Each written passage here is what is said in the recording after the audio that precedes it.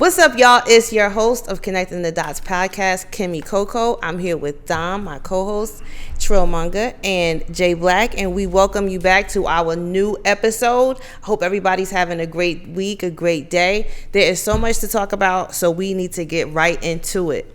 First of all, early voting has started. There are a number of city council seats in Atlanta, the Atlanta mayor. New Jersey, you're voting for a governor. New York, you are also voting for a mayor. And having spent a week in New York and in New Jersey, I'm seeing what I saw in Atlanta and in Georgia over the last few months and the last few years. Some crazy ass commercials. In Jersey? Oh my goodness. So it's Sliwa versus, right now, the two, I think his last name is Jones, I want to say. I don't remember. It's been a long week, y'all. I've been in New Jersey ever since Versus last week.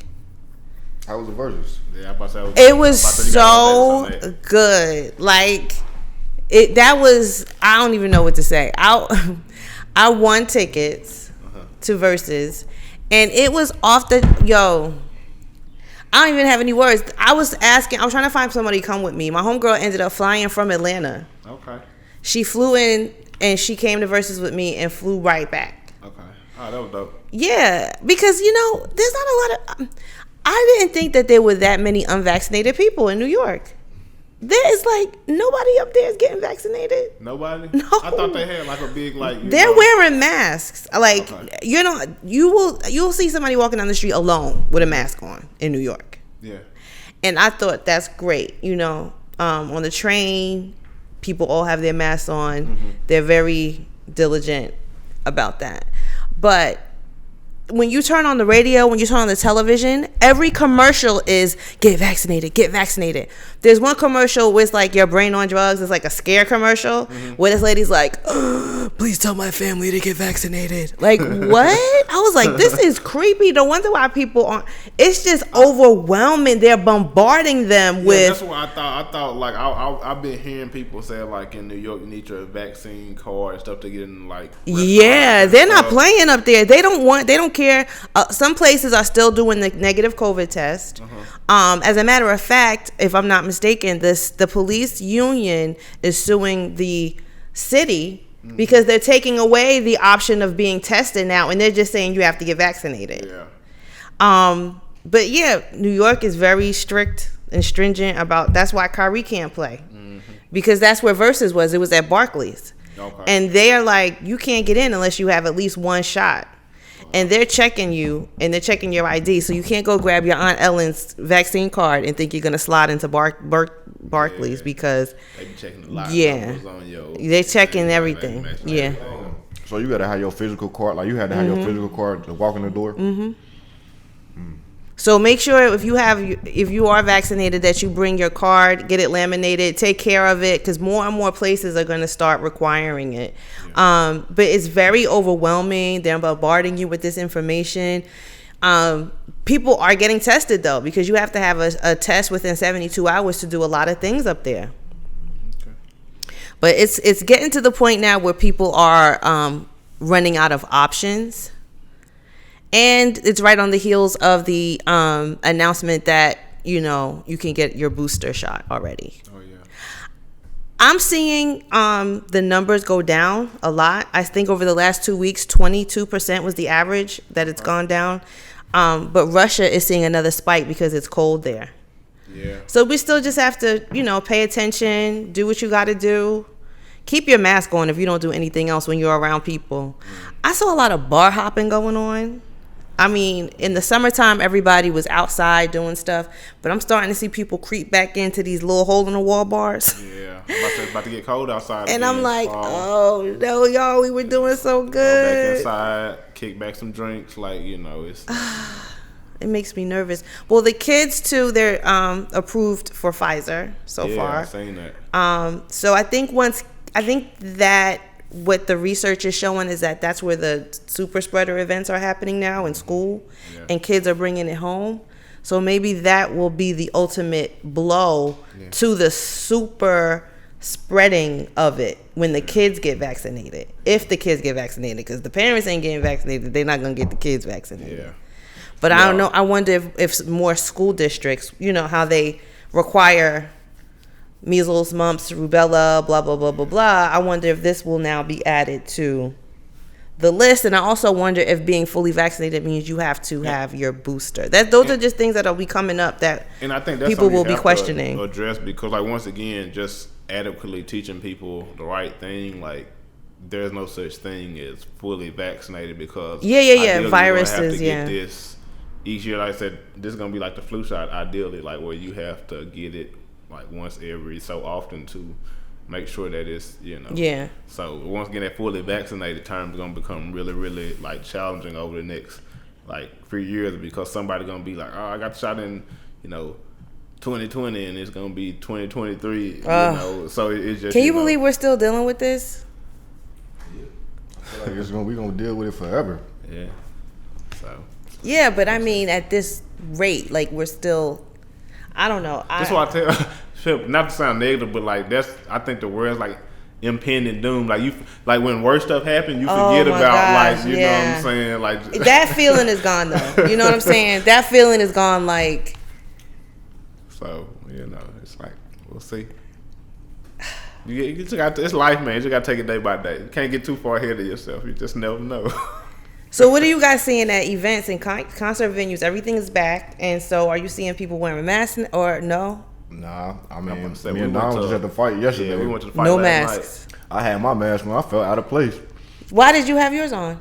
Because I'm supposed to. See, but that's what I'm saying. Like, why doesn't everybody just have that, what you have? And like, it wouldn't no check. Like, they would just let people, like, it wouldn't know. Like, yeah, because to go to the game, I think you gotta have like a test, like the NBA games. You gotta have like the 72-hour thing, or you gotta be vaccinated or something like that. Yeah.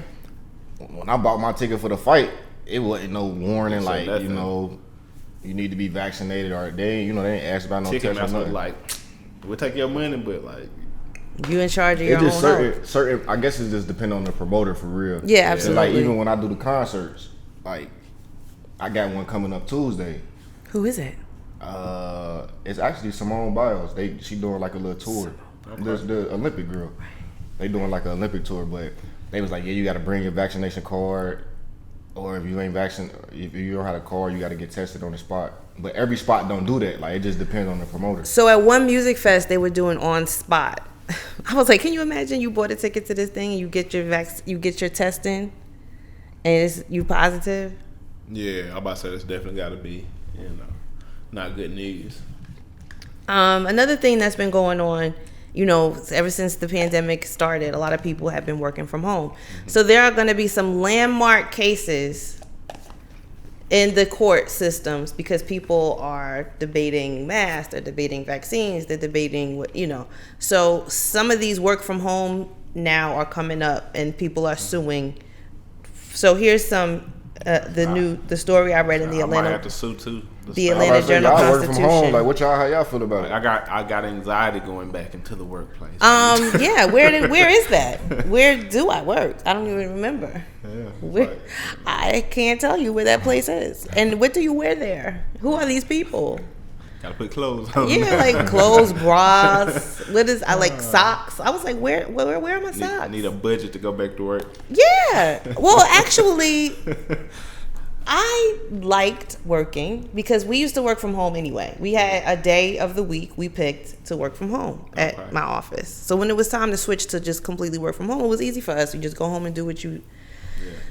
But I was always opposed to working from home even for that one day because I'm like, bro, I'm paying my light bill, my phone bill to work on your shit.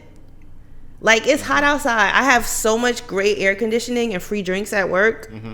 And I gotta pay. I have to pay for my electricity for the whole day. That's true. I have to eat my food that I have to buy, prepare, and eat it and clean. Like it's too much. But I'm everything at home. On the flip side, though, it sounds like you got a good working environment because you don't have your boss over your back, or people are do you at home. No, I'm saying in the office. They give y'all snacks at work. That's what I'm about to say. That's better than my job. Well, no, I mean just Thank God I don't have a micromanager, but there are some that do, and don't think you won't be micromanaged at home, maybe even more so. Yeah. Because of technology, and they have it like, they can see if you're sitting there or not. Yeah, I about to say they can. Some companies already monitor your screen time. Yeah. Like different stuff like that. Yeah. So. Jay Black like nah. So in the Atlanta Journal-Constitution, the story I read, which I thought was interesting, it says after months of working at home, many employees may have decided they like or need the arrangement and want to keep it. But what happens if an employer denies that request? A new lawsuit in Georgia, the first of its kind in the U.S., which means it'll be a landmark case, could partly answer that question. The Equal Employment Opportunity Commission last month sued a Metro Atlanta company on behalf of an employee who asked to work from home because of COVID-19 concerns. For employers, the case represents another pandemic-related challenge in addition to grappling with how to handle the upcoming vaccine mandate and deciding long-term office space needs. It's a new wrinkle for workers, too, as they weigh the need to keep a job versus potential virus exposure. There's no clear answer in existing law. So, again, this will be a landmark case. The issue is who gets to work remotely and who has to drive into work and park their car and go inside the building. That's what's up for debate. The EEOC is the federal agency responsible for enforcing civil rights laws against workplace discrimination. That makes it a powerful potential advocate for employees, even though the scope of the Georgia lawsuit is limited. Many frontline workers, from those working in factories to stores to hospitals, have continued to show up at their workplace throughout the whole pandemic. Other type of employees, including clerical staff, have done their jobs home on their laptops as the deadly virus circulated. The EEOC lawsuit does not involve a situation where the worker must be on site to perform the job. It deals with only what happens if the employee asks to work from home due to a medical condition they say increases their risk of contracting COVID-19 or other health conditions. In the Georgia case, the employee's doctor provided a letter saying she should work from home, but the EEOC stressed in the lawsuit that the same situation could apply to any worker with a disability. As such, the resolution of the case could affect millions of Americans, as many employers are trying to bring staff back to the office. In 2019, 6% of U.S.-based employees worked from home, according to the National Council on Compensation Insurance, citing the U.S. Census data. In a census survey conducted between August and December in 2020, though, 37% of people said they were working from home. In the lawsuit filed in Atlanta, the EEOC accused Danish company ISS Facility Services of violating the Americans with Disabilities Act when it denied Ronisha Moncrief's request to work from home 2 days a week and be allowed frequent breaks when working on site. ISS has ordered workers in June of 2020 to return to in-person 5 days a week to the Takeda pharmaceutical plant located near Social Circle on the border of Newton and Walton counties. ISS provided cleaning, security, training, food services to commercial buildings. That's what they do. Moncrief's doctor said she should work from home due to her lung disease and hypertension. ISS denied her request in July and fired her 2 months later for performance issues. Moncrief's declined to comment. She worked in employee training, according to the lawsuit. An EEOC lawyer declined to share any additional information. So ISS has not responded to the lawsuit. Both employers and employees are struggling in light of the COVID crisis. So I think this is going to be something that continues to happen because, like they said in the article, a lot of employers want you to come back to work. These people have paid 10, 20, 30-year leases for these buildings and these office spaces. They bought you your nice little desk. They updated the carpet. They put snacks in there in the lunchroom, and they already paid the light bill for 10 years, and y'all at home. So they're losing money. On top of that, the government says if they have over 100 employees, they have to implement some sort of COVID testing. So they got to put out more money. Or they're going to push it down to the employee and say, hey, go to wherever you've been going, get tested, and you have to every week show that you've been tested. So there's a lot to, the world as we knew it is different now. Definitely. So it's something to think about. Even when you look for a job, that's something that you might want to consider. Hey, do you have the option of letting people work from home? And if so, how much? What are your, how are you changing the way your offices are set up now due to COVID? Because, I've been working for a long time, so y'all might not have seen how offices changed. They went from like cubes with these high walls to a more open space, even down to where 2 or 3 people share the same space. So that's not really gonna fly in the day of COVID-19. Yeah. So I need everybody at work to look around and say, is my employer providing me with a safe environment? And I think also, like, it's kind of interesting to see, let's see, Southwest, for example, they were talking about, they were going to fire all the workers that weren't vaccinated, and it got to a point to where they have such labor issues. Now they're like, we were just playing, like, so it's interesting to see how companies are going to deal with, like, if people do stand on, no, I'm not getting vaccinated, or, they got so many different factors going on with them that, like, everything really is affecting them. They're having to cancel flights and different things like that. So, like, they balked a little bit, and it's gonna be a problem. Like, yeah, we saw, like, just in the statistics, like, a lot of people started businesses in COVID. Like, it's gonna be a lot of people just not working in general. Like, if you even, like, when I go, like, to Wendy's, like, they closing at like 9 o'clock because they don't have enough workers. Yeah. They offering people $15 an hour just because they don't have a lot of workers. So shorter hours. It's just really who gonna stand on what they believe in the longest. I think that's what it comes down to. And even the police officers in New York, they said, it's mandated for city workers and employees to be vaccinated, and they had like a deadline to do it. They said like it's still almost, I think they said 52% of officers are vaccinated. So well, we don't have to. You don't. Well, I don't. If you're not gonna defund the police, they gonna defund themselves one way or another. Well, that's what I'm saying. Like, are you gonna lose half of your police force? Oh well, they don't need them probably. Half of them probably ain't doing shit anyway. So I'm not. Don't cry for me, Argentina, because you want some sympathy from me for the police department. You ain't gonna get. I'm just saying, everybody doesn't. I know how I feel about the police, but like just from a safety standpoint in public safety. Yeah, that's something that's affecting everybody. So it's gonna be interesting to see, how it all pans out. So here are some other companies that are have a vaccine mandate. Amtrak, the railroad service is requiring all of its 17,500 employees to be fully vaccinated by November 1st or submit to weekly COVID testing. Anthem, employees must be fully vaccinated to enter offices that are open, including the healthcare insurance office's headquarters in Indianapolis and its office in Atlanta. Cisco, the tech and telecom conglomerate, is only allowing vaccinated critical workers to come into the office. It's pursuing a fully hybrid approach, whether that means you work 5 days a week at home and gather with your team for activities and connect every once in a while, or you're in the office 5 days a week. So they're giving you the option. Citigroup, because of the Delta variant, the bank announced August 11th employees will need to get vaccinated before returning to its offices. CVS said August 23rd it's requiring patient-facing and corporate employees to get their shot by October 31st.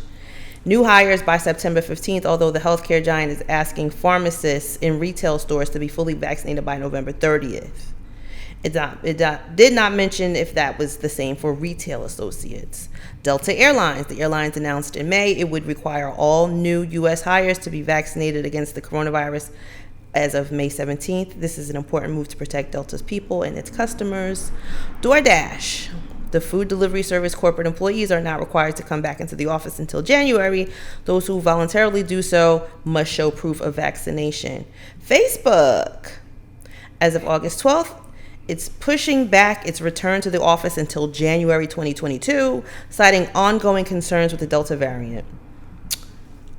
Data, not dates, is what drives our approach for returning to the office, the company said. Given the recent health data showing rises in COVID cases based on the Delta variant, our teams in the U.S. will not be required to go back into the office until January 2022. Did someone say Goldman Sachs earlier? Google, on July 28th, Google became the first major tech company to announce a vaccine mandate for its employees looking to return to the office later this fall. Anyone coming to work on our campuses will need to be vaccinated. Do you see where I'm going with this? Do you see what's happening? McDonald's, the fast food chain, is requiring all U.S.-based office workers and visitors to be vaccinated by September 27th, according to an internal note on August 11th obtained by NBC News. The company is also extending its official office reopening date from September 7th to October 11th in order to give corporate employees more time. They're gonna force you to get it. Netflix, the streaming service, will be requiring vaccinations for casts of all U.S. productions, as well as the individuals who work with them on the set. Southwest Airlines. The Dallas-based airline told staff members in early October they must be fully vaccinated by December 8th in accordance with White House guidelines. Southwest Airlines is a federal contractor. We have no viable choice but to comply with the U.S. government. A few weeks later, Southwest walked back the plan it had put unvaccinated workers awaiting word about their exemption request for unpaid leave. TJ Maxx, the parent company of Home Goods, Marshalls, TJ Maxx requires its U.S. home and regional office associates to be fully vaccinated by November 1st. Will provide accommodations for those who cannot get vaccinated due to qualified medical and religious reasons. It is unclear whether the mandate includes employees at the retail stores. Uber, in an internal notice obtained by NBC News, CEO Dara, I can't say that last name, I'm not trying, told employees that starting August 2nd, they will now require to be fully vaccinated in order to return to the office. If you're not vaccinated, you'll need to work from home until you're fully vaccinated. That sounds fair. He also shared the company's return to office date, October 25th. It's important to say that this date is a global target. Local circumstances will continue. So, I mean, you see where everybody's going, right? Making you get the vaccine if you want to work here. Are they making you though? If you want to work for them, I always tell you got options. Like you ain't got to work for them. They just protecting themselves because if somebody go to the job and catch COVID, now they like they can sue this company. So people love suing people these days. So they looking for easy payout. So what do you do? Like you gotta, like I'm saying, they protecting the bag. Like what do you do? Like I always tell people, like once again, we have to think like we're used to being consumers a lot of times. Like right? We're not looking at it from a business the standpoint. Business, yeah. So you gotta see it both ways. Another thing that's going on in Georgia this week, they're picking the jury for the Ahmaud Arbery trial. Does everyone remember the Ahmad Arbery? Yeah. What was it? Brunswick, Georgia? Brunswick, Georgia. Finding jurors to sit in the trial for 3 men charged in Ahmaud Arbery's killing is providing difficult in Glenn County, Georgia. Hundreds of people have been summoned, and from the 60 people who have been questioned since Monday, many said they have already formed strong opinions about the case, know the defendants, or are scared to sit. They point potential consequences specific verdicts may have on the community. It's sad that we still, in 2021, in Georgia, how about 3 hours away from Atlanta? How far is Brunswick from here? I would say 2.5, 3 hours. You have to be scared to sit on a jury on a clear-cut racial profiling murder. But we know why, though. This, first off, is still the South. And secondly, like, Atlanta is a unique place in Georgia. But when we say that, well, you know why? Do you know how loaded that is? Do you know how much is behind that? Like there's so much behind that we not addressing. Mm-hmm. You know what I'm saying? Like, well, that's how it is. But damn, y'all. No, it ain't necessarily saying that that's how it is, but it is how it is. I mean, it is, but the history is the history. Like we can't really erase that. Like. And we can't erase that, the years of what we've been taught, right? And how they've been taught, and how they've been conditioned. But even I think we said that, but I think this stuff we actually have to talk about because like we talk about, and like we said, Atlanta is a unique place. There is Atlanta, and then there's Georgia. We're a blue dot in a red sea, and so even looking at how they start this case. the police officers let these dudes go home. Like, you know what I'm saying? They try to sweep it under the rug. Yeah, it was super, and the prosecutor was arrested, wasn't she? Yeah, arrested. And I think possibly maybe indicted. I have to check and see details. She was indicted. But just the whole way they handled this was crooked, and it didn't. You know, the people just didn't let it die. Like, you know what I'm saying? So when you go back and look at how this case was handled, you understand why they said, you know, it's not a lot of questions. Stuff is still operating real shaky in places like this in Georgia. And it's kind of like, you know, what do you do? Are we going to talk about it? Like, these people are scared for a reason. They're scared to, you know, that there may be possible blowback. You know, that, you know, everything's connected in these small places. Yeah, these small like towns. Everybody knows each other. Even I think it was Brunswick, because I think like when they was down there protesting. Remember I think Yanaja, how she was on the show, and she was talking about how they went down there and they was loud and protesting, and the people was down she was there, like, you can't just go places. The and people telling them to be quiet, like you know, Yeah. just relax because of, you know, the fear that in that city. We gotta live here when y'all leave. Yeah. Like, you know Right. what I'm saying? Like that type of deal. Right. That's exactly what she said. Mm-hmm. To your point, Dom, a former Georgia prosecutor was indicted on misconduct charges, alleging she used her position to shield the men who chased and killed Ahmaud Arbery from being charged with crimes immediately after the shootings. A grand jury in Glenn County indicted, Brunswick Judicial Circuit District Attorney Jackie Johnson on a felony count of violating her oath of office and hindering a law enforcement officer. It's a misdemeanor, but she was still indicted because she tried to cover it up and she was mad shady. Arbery was killed February 23rd, 2020, after a white father and son,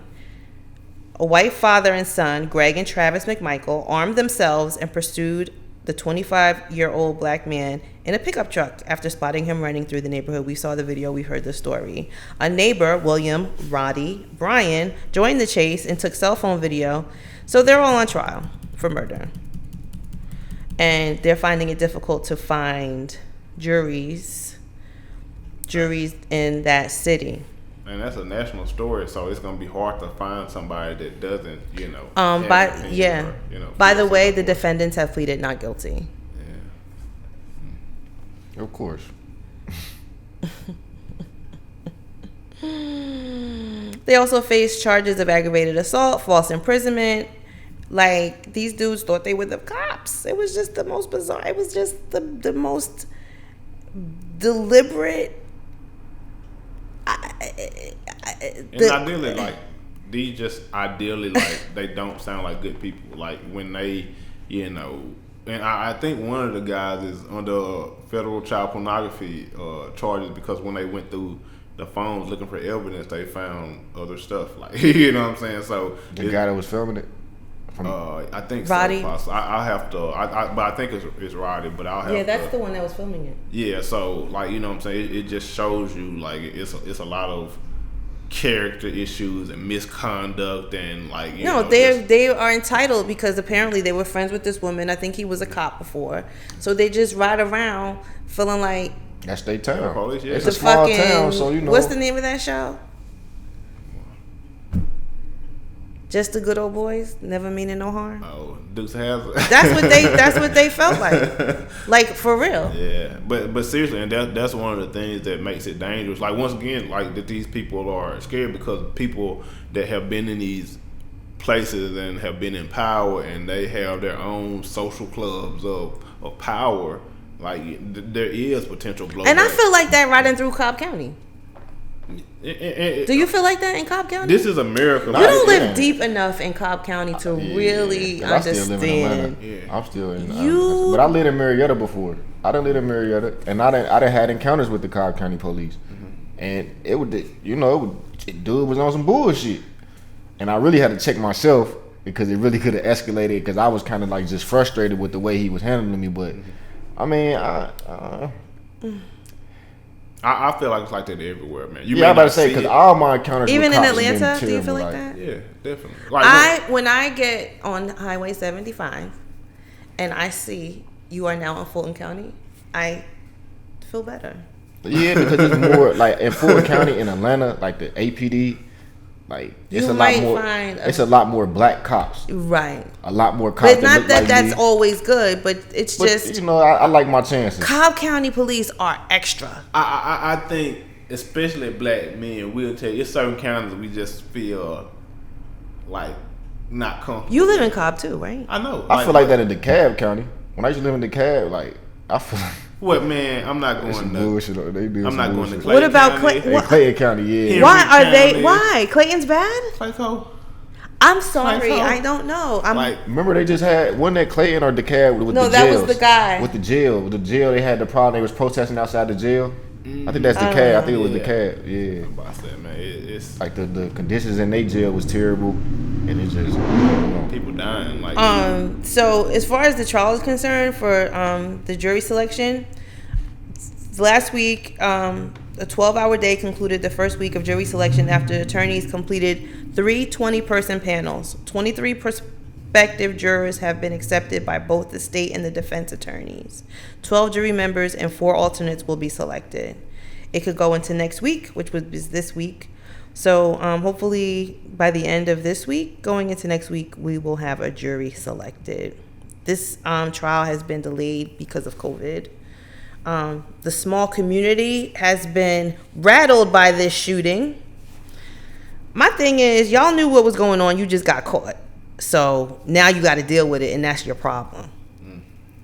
Other jurors who have gone through the selection process expressed concern about possible repercussions if they were chosen to serve on the panel to deliver the verdict in the case. One potential juror who was questioned said he believed it would be difficult to change my mind about whether the 3 men were guilty or not. So, I mean, that's the thing about social media now, and that's the thing about, when somebody gets a hold of these videos, you're really tainting the jury pool.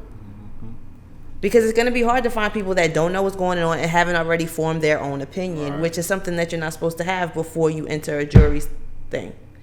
So, I know that we have our favorite lawyer who represents every black family. But think about how when he puts this stuff out there to get the national attention, when it's time for the jury selection is not always going to work in your favor. But I think that's where the courts got to update, because it's inevitable with social media. Like you just say, it's going to get out. Yeah. It's going to get out. Like, even if you're not looking, even if you don't watch the news, like you're going to see those. And then even like the footage we able to see nowadays, like we able to catch raw footage of real-time killings on TV. Like, it's crazy. Man, to correct myself from earlier, the election for mayor in New York is Eric Adams versus Curtis Sliwa. You may remember him from back in the day. He used to have a group of people that walked around New York and protected them from being mugged. But he's a Republican now. It's like a force, like he had. He had like a neighborhood force, or like. What is the name of them? I forgot. Wait, hold on. Let me look it up. His wife is Lisa Sliwa. She's on Street Soldiers. She does what we do. Like, she talks about the news and politics in New York.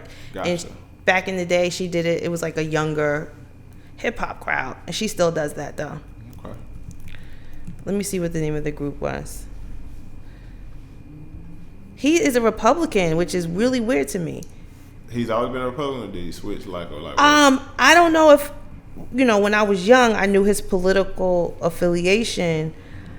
I just knew, the Guardian Angels. The Guardian. Because there was a time in New York where gangs were really starting to kick up, and they were like protecting people. They used to wear red berets, and they would ride the subway and walk around the city and make people feel better. Were they like strapped up, or like how was it motivated? I was a kid, so I'm gonna have to look into this. I didn't really wrap my head around that, but I knew in my mind they were the good guys. Yeah. Okay. I don't know how he became a Republican, or what was he always. I don't know. Yeah. But it's just bizarre to me when I read that. And they're not pulling any punches with these ads. I'll tell you that. I'm gonna have to go to YouTube and look at some of the. Yeah, and then we'll talk about it again on when we come back. We got the mayoral race down here coming up. Oh my god! It's about 2 weeks. 2 weeks into the election. So let me Google this. Who's in the lead for the mayoral race in Atlanta? Oh, is that a question? That's a question I'm asking. Like I've been seeing, of course, like I follow like most of the candidates, like and I seen that Felicia Moore said that like some polls said that she was like the front runner or whatever. So I don't know. I haven't been keeping up with that specifically, but it's definitely it's Atlanta. It's gonna be an interesting race no matter what. I've been seeing a lot of Kasim, obviously. Yeah. I really ain't seen so much from Felicia Moore. Yeah. Let me see. And I think when Kasim showed up, I think he just started to overshadow like everybody in the whole scheme of things. So the latest, according to who is this? Because I read, for some, it's telling me Felicia Moore may have a better chance. Wow! Listen to this. According to WSB, 41% of voters still are undecided. That's a lot. That's a lot. Yeah. Felicia Moore has a slight lead over Kasim Reed. That's what I was saying. Like with the way it is now, it's kind of like it's could go either which way. With less than 2 weeks before Atlanta residents decide who will lead the city, a new poll show that the two candidates getting the most support are Felicia Moore and Kasim Reed. 24% of likely voters say they would vote for City Council President Felicia Moore. Former Mayor Kasim Reed has 20%. What was Felicia's number again? 24. 24. Okay. What's so surprising about the poll just 2 weeks before the election is 41% of voters say they have no idea who they're voting for. That is so sad. I almost kind of understand why it's that way though. Like, cause like once again, it's a lot going on in this mayoral race. Like, and is there though? Is there a lot going on, or is it that the people that are running, there's no just like fireball candidate that's like, and that's what I'm saying, speaking to all the issues. And the one that I thought was nobody is even talking about him. I'm like, maybe my political radar is off. Who would that be? Is it Andre? The dark skinned one. Yeah, that's him. And I think he has the best plan. I just think he doesn't have the Andre Dickens. Yeah, the backing that he needs to get stuff like that done. So I've seen several debates. I don't live in Atlanta, so I can't vote, and it really doesn't matter what I think. But you do, right? I think I'm still Cobb County. I ain't Fulton County though. But you're Atlanta. But your address says Atlanta. Yeah. He's in Atlanta. We shall have to see. Who are you voting for? I'm a part of the 41%. Good answer. I think though, he seemed like a great guy, but nobody's even. Is it that people aren't paying attention? I think that's what it is. Because it's just like Kasim said. The main. And all the rappers got Kasim Reed on Instagram. That's what I'm saying. So. And you already know what's going on. No. Yeah. See, this ain't right, y'all. This ain't right, y'all. I don't have a good feeling about this election at all. There's too much at stake. Mm-hmm.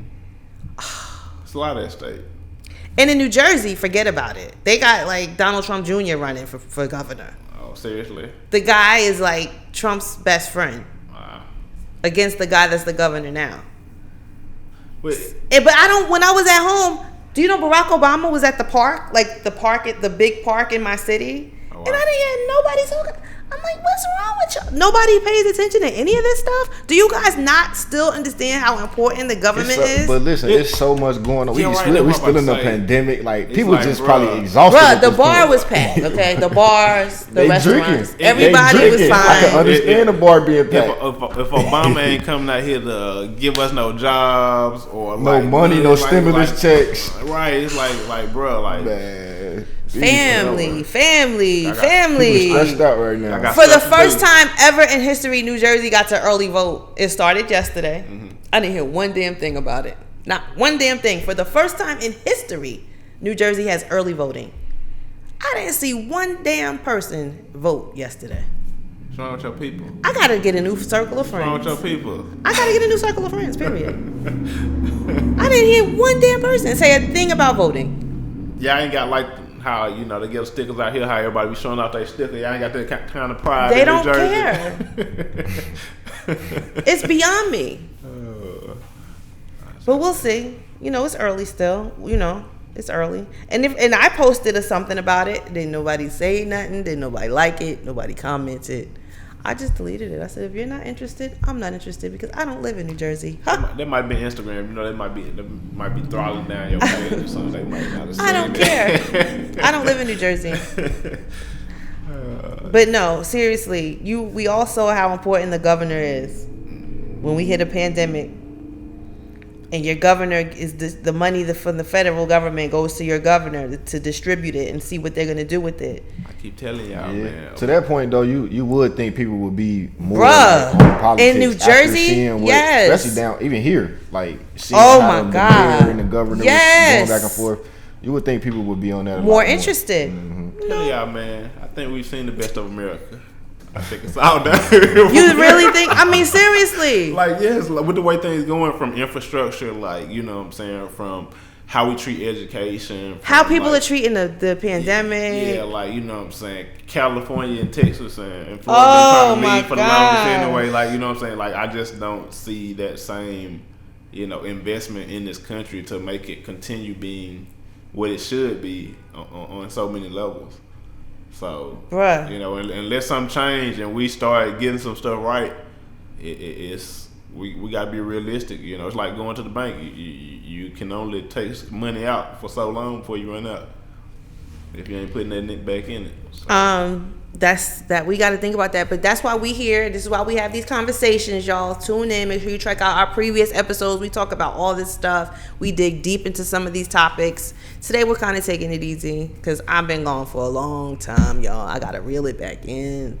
And also what happened last week, Colin Powell passed away. Yes. He did have COVID-19. He died from complications of COVID-19. He was fully vaccinated. He was also 84 years old, and he also was battling cancer. Yes. Multiple myeloma, which is... When he had previously battled another form of cancer in his years, which so definitely his immune system. So And once again, that's why we encourage people. We encourage them to get vaccinated because there are people out here, you know, older people that have, you know, compromised immune systems that, you know, because like once again he was fully vaccinated, but his immune system was already so because and his age cancer, and then the cancer. So I mean, the vaccine was going to help, but it wasn't going to be enough at that point. So you still got to mask up, y'all. Think about other people. Think about the elderly. He had to catch it from somewhere. You know, you don't just get COVID by mistake. Like you right. Oh, contrary to what is on Facebook and some of these Instagram pages talking about, you know, because something you ate and, you know, you getting it because you don't eat right, you don't take sea moss. It's definitely being spread from person to person. Yeah. All right, y'all. We can wrap it up soon. Is there anything else that I forgot? I feel like I forgot something. There's always a lot to talk about in this country. Yeah, right. We could, but we'll save it. We'll save some for next week. And make sure you check out, like I said, our previous episodes wherever you watch your favorite podcast. Make sure you check out our sponsor, So Mississippi Candles. I don't have any more. But this one was my favorite. We'll have to fix that thing. This one is sugar cookie. I know the holidays coming up. We got any holidays, any Black Friday sales coming up? Yeah, I'm about to say I might do a little something for the people. Yes, holiday specials. And you know, support Black businesses. Make sure you check out Black Owned. That's another one of our shows, our sister shows. Jay Black, what's going on with Black Owned? Black Owned. We still kicking. We got another episode coming tomorrow. We dropping plant-based pizza. Ooh. So we getting into the food. We getting into the restaurants now. Nice. But plant-based pizza, they got 2 locations. They got one on Barnett Street over by Ponce City Market, and they just opened up a vegan sports bar out in Sandy Springs. What?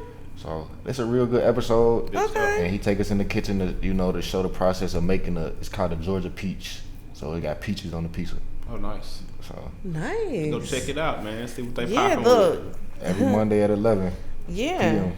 Yeah, no doubt. All right, well, we'll check that out, y'all. Make sure, like I said, and follow us on Instagram at CTD_ATL. Thank you guys for sending stories to the inbox that you're interested in us sharing and discussing. Thank you for your participation. We will see you guys next week. Peace.